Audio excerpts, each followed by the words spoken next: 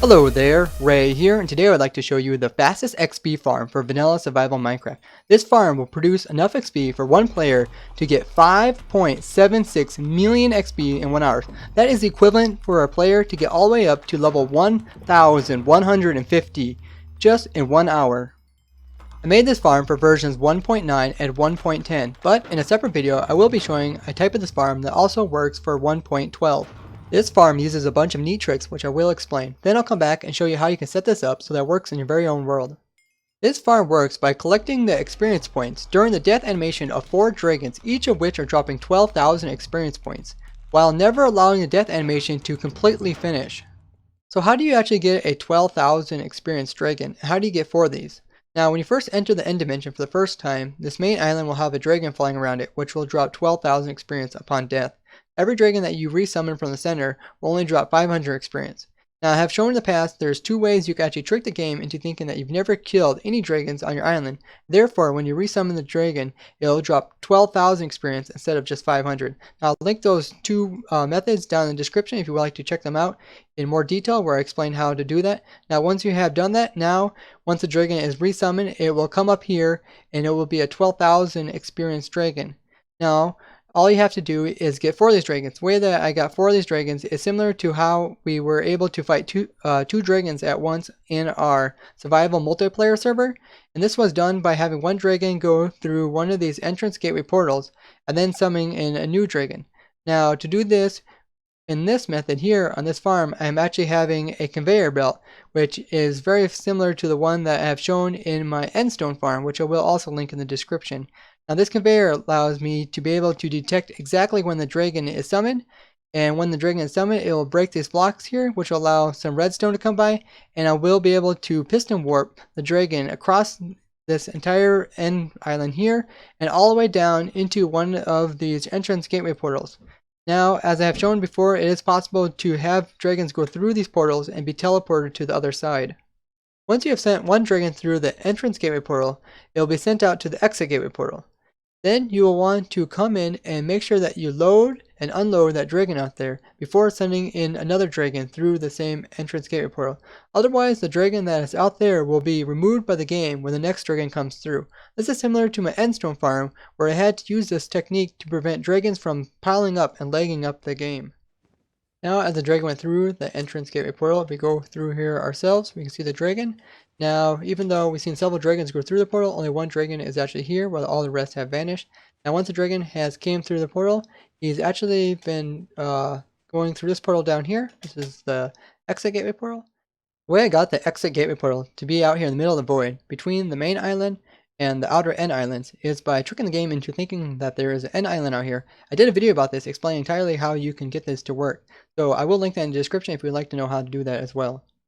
Now when he is trying to be placed while going through this portal, it will place him in a 11 by 11 block box that is as high as the world. So it will search all the way up in here looking for a block that is solid, like this block here. This is the tallest one in the area, so we'll place him on top of this block here.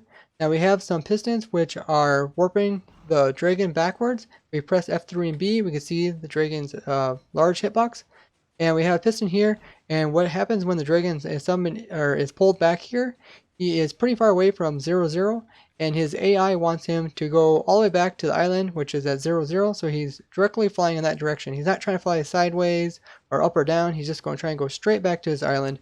Now we can use this to have him easily be able to get pushed back in this direction. The way we do this is by using this piston, which is warping him backwards.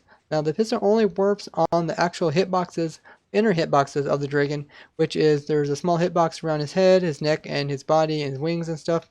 And what the one that we're working on with this piston is his head right here. It's actually, when his head's getting too close, it's pushing him backwards.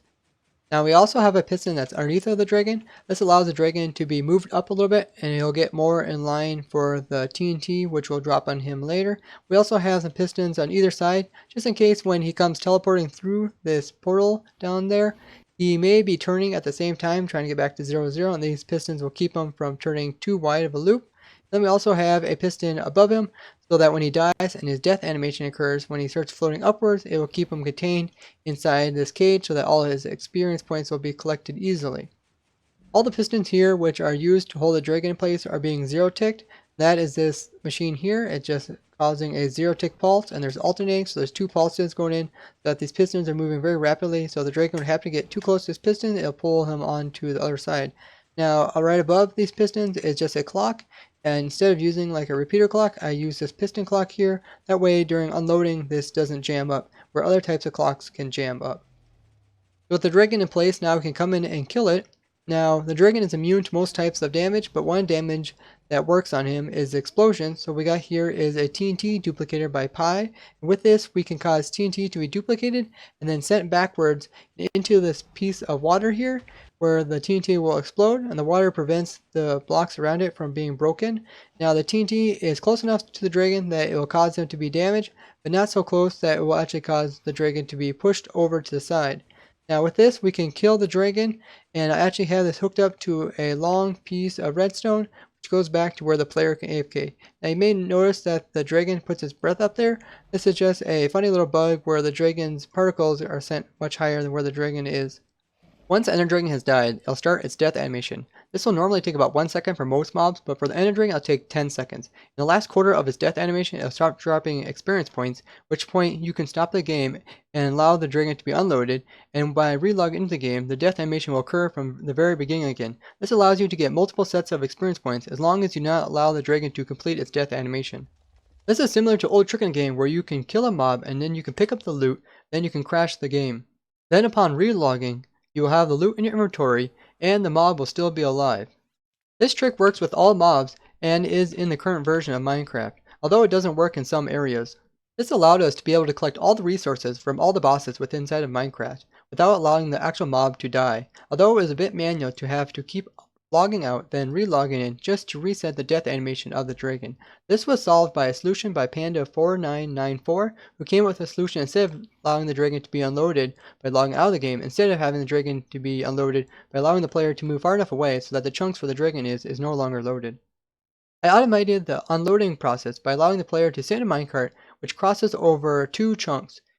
If you press F3 and G, we can see the chunk borders here. The player comes all the way up to the edge of this chunk and then goes through this chunk and this second chunk here, and partly into this chunk. This is the minimum amount of distance needed for the player to go from an entity process chunk all the way to a completely unloaded chunk. This way the dragon will completely unload and the death animation will reset upon allowing the dragon to be back inside of an entity processing chunk.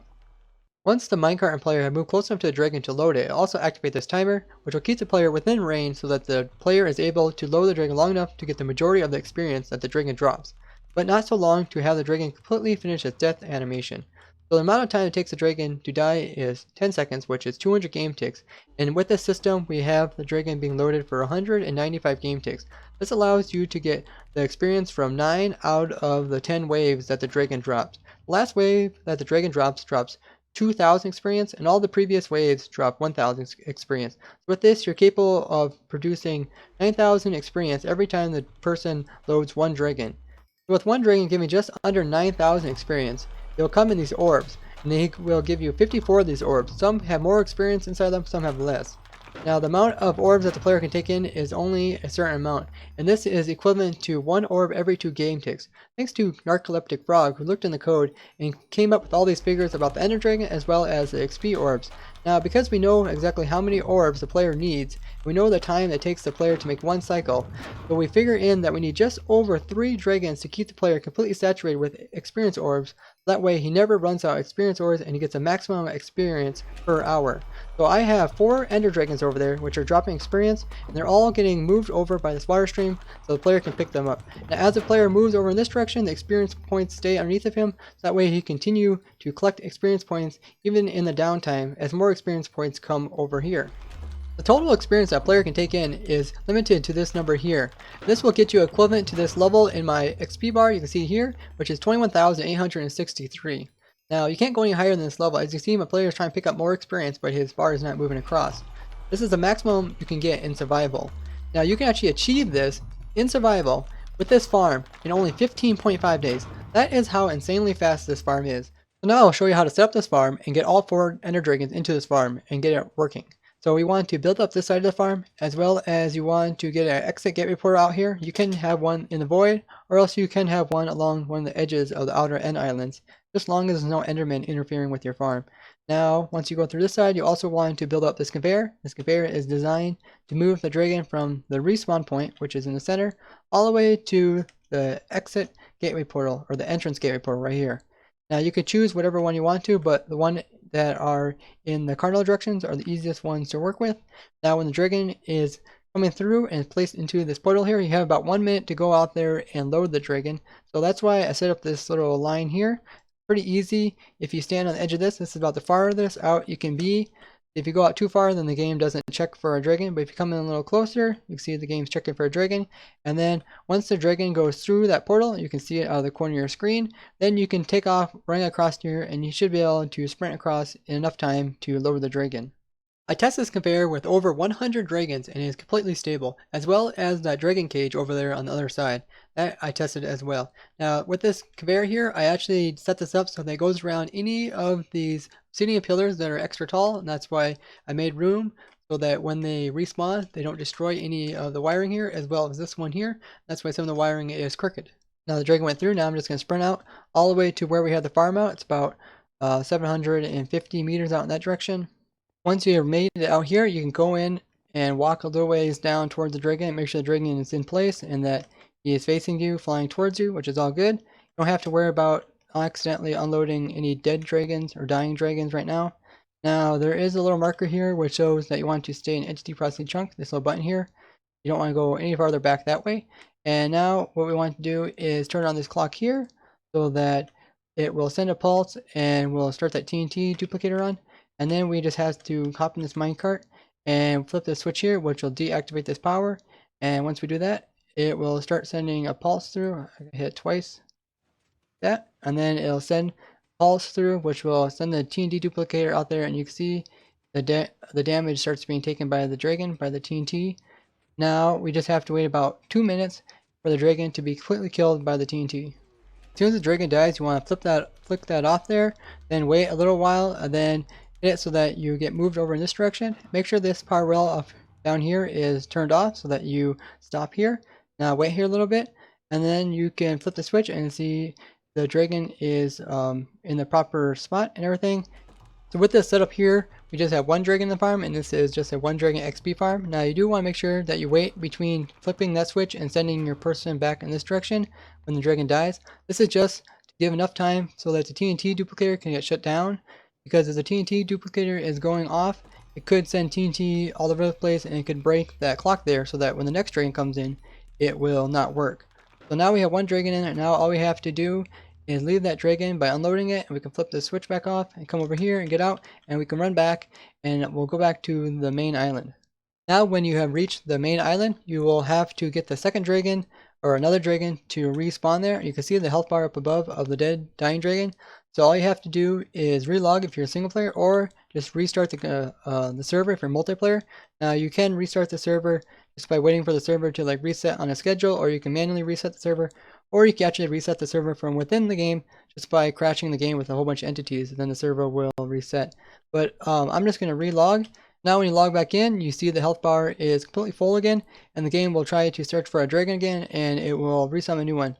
Now this is how you do the next 3 dragons. You do the exact same thing as this, and you just wait for a dragon to be set there and be put into the entrance gateway portal, and then we'll do the same thing, we'll run back over there. So with this dragon, every dragon afterwards, we want to come along and load the dragon, see the dying dragon as well as the other dragon. He's nicely contained in his cage. Then you want to go back and make sure to unload him by going all the way back here to this lever, unload him. Now we want to come in and make sure this lever to this clock here, which we use for TNT duplicator, is on. So it's off right now. Make sure it's on so that way this doesn't go off when we're working on it. And then now we can depower this here. That's perfect. Now next time we go over top of this detector rail, it'll send a pulse through and pull this piston back, and it will come along and allow that to take off there. Now we want to make sure to unload these dragons because we don't want them to die. And now we can just hop in this minecart here and flip that switch. And then when we go across this button here, activator, then we'll come across and it will send a pulse. Pulse will go down and it will start damaging the far dragon over there. And every time we go away, the TNT will stop. And then every time we come forward, it will start up again and it will drop about 5 TNTs. You can see about 5 TNT is being dropped on the dragon. There's a little bit delay before it reaches him and it explodes.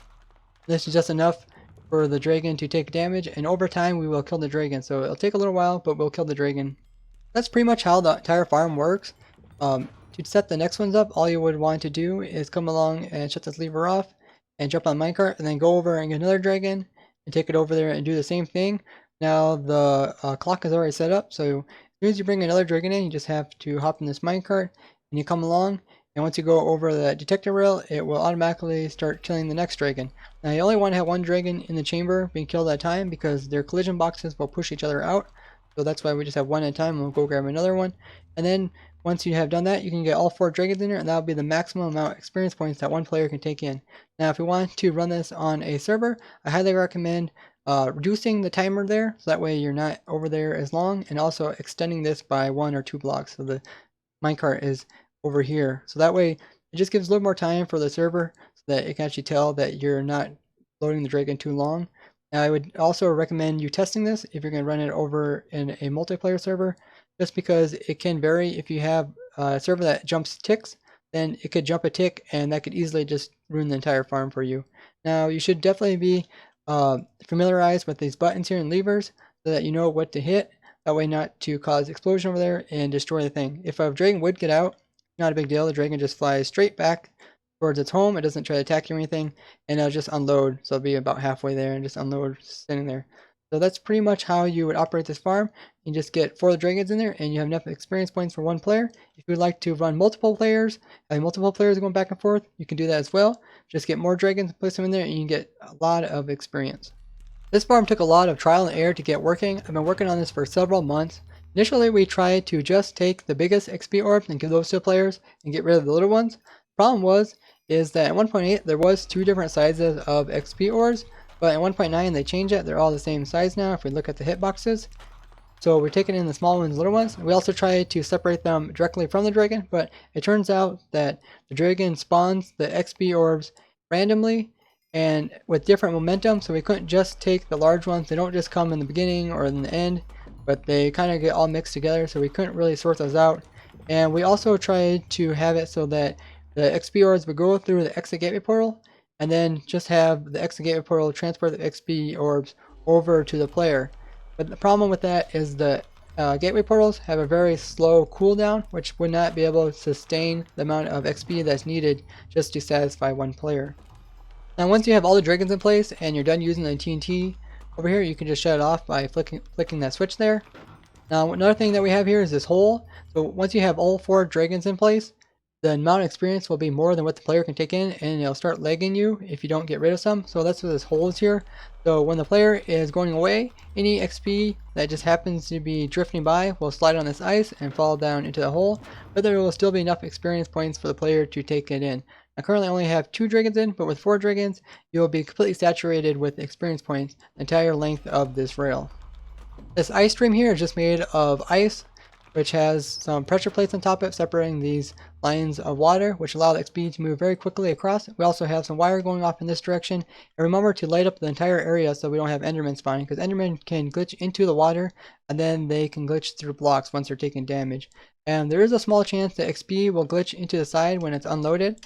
But with the setup here, it's very unlikely. Maybe you only have like 1 or 2 pieces, and it's not really necessary once you have 4 dragons because you have a large amount anyway. Now, the XP is pulled across this water and this end stone here, and as well as this here, and dropped into here, so that there's no ice here. If you had ice on the side, it would kind of glitch it up against the side, and you're more likely to have it get stuck in the sides. Now also there is a cage around where the dragons will die.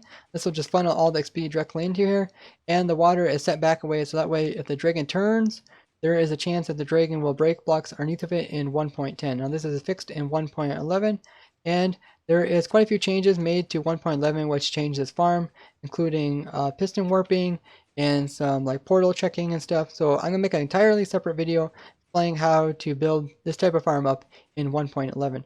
Now, if you have any questions about this farm, please ask in the comments. There is a world download to this provided in the description. There you have it, guys, the fastest XP farm in vanilla survival Minecraft. If you found this interesting, show me with a like. If you'd like to see more crazy contraptions like this, subscribe, and don't forget to comment. Bye-bye!